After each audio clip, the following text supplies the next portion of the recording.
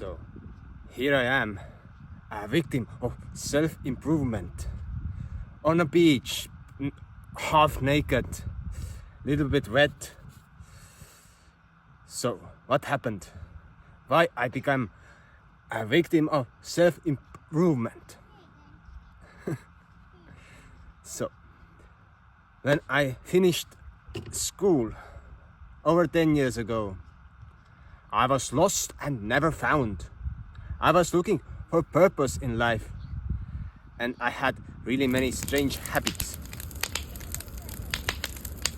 And the school of self-improvement has a thesis that all of us, all the people, have got an inherited trauma in their body.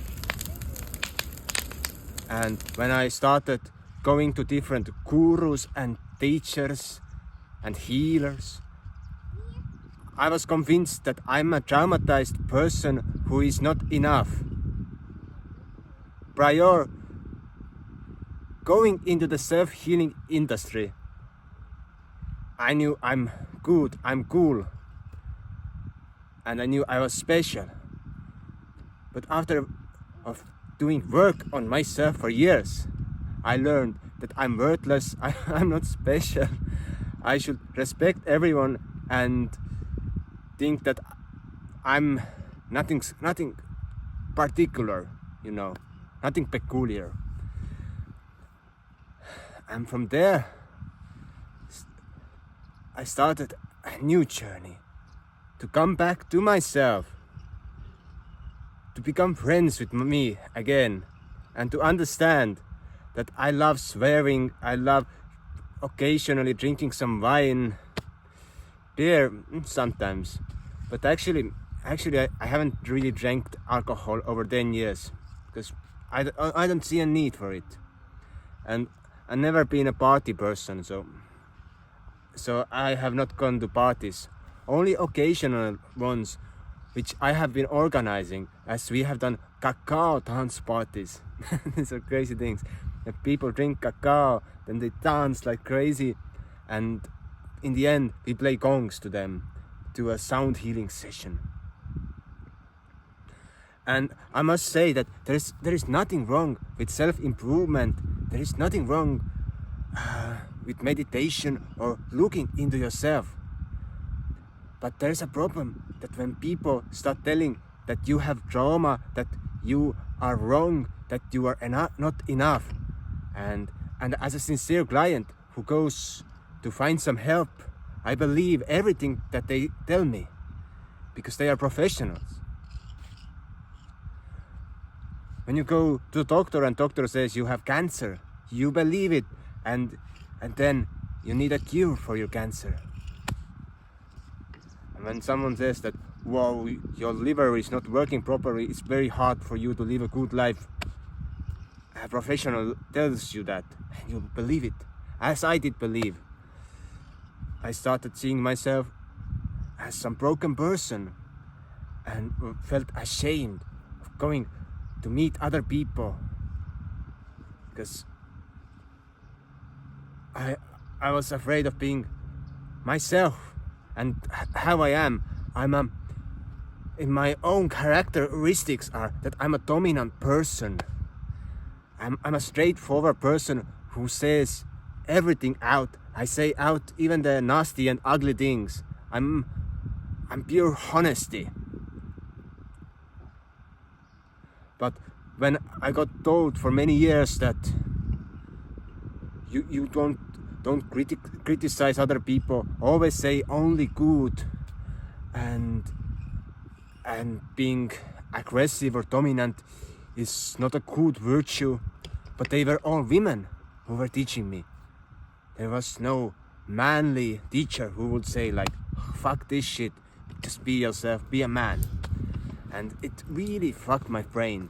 For many years I tried to figure out what is going on, and eventually I understood that I was too feeble-minded, that I trusted in people who I should not never needed to trust.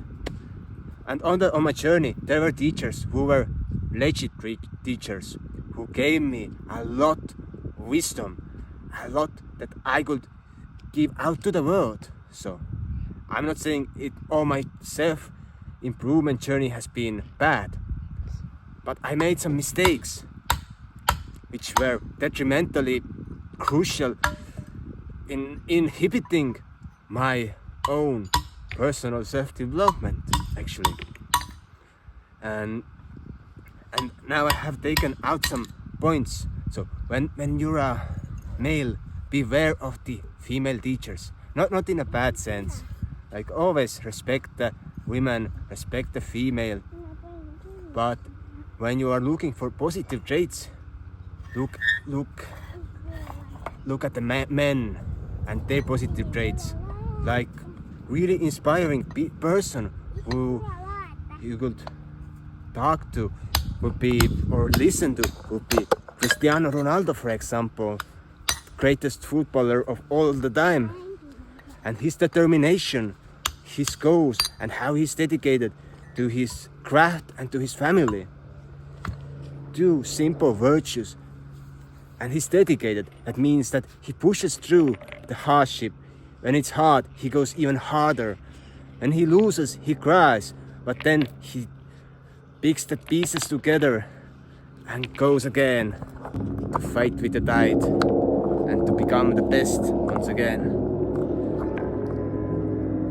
So the manly traits are always about offering security and offering dominance. A strong manly character or a strong man is one who comes to a room, fills it with his presence, and he looks you in the eye, and he knows he does not need words, but he can use them. And for last 5 years, when I started building my house and started doing earthly things, I became aware of the faults that I had been following, and from there I began applying this consistency, determination, and creating my borders, that no one can shift my borders, only me, only my decision. Yes, and many men struggle with it nowadays. Many men are afraid of saying no or saying something really angry because he can be intrusive or sexist or whatever.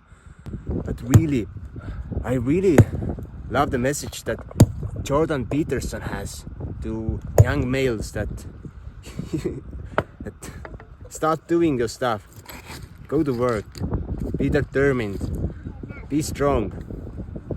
And that's the only reason why there's misery in your life, because you are too feeble. You're afraid of being a man, afraid of making hard decisions, afraid of doing things that feel right to you, even if there is opposition of all the people. And many spiritual teachers teach the female way of surrendering. Surrender to everything that is happening. But no, a man cannot surrender. Man must lead. A man must be the leader of the herd. Man must be determined to seek out his goals.